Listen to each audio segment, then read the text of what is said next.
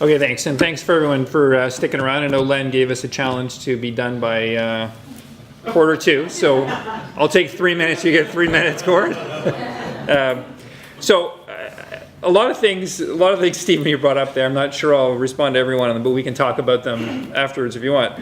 But kind of thinking about some of the things that we've been thinking about and areas that we're interested in at CPAB, really just kind of focusing everything back on audit quality and the confidence in the financial markets. Those are the key things that we're focused on. So 3 things that we've been focused on that we're interested from a research perspective is, we talked a lot about the scope of the audit, the relevance of the audit. Is the audit continuing to be relevant?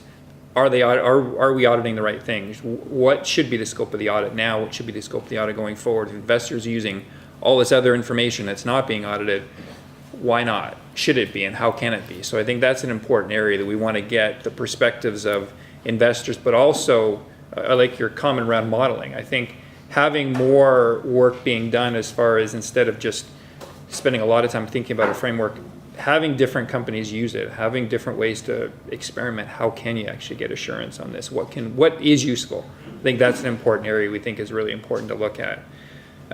Really around confidence of financial information, what's being used.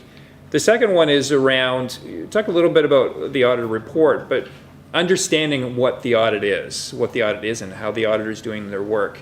That was kind of something that's come out of the auditor report, is trying to explain what the auditor is doing in some of these key areas.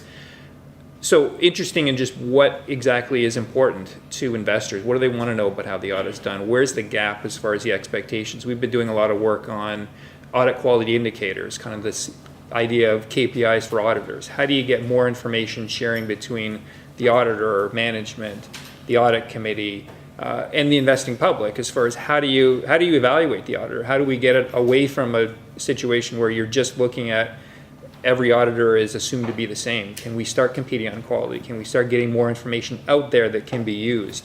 And what kind of research can we do around being able to find those measures, find that information that can be used?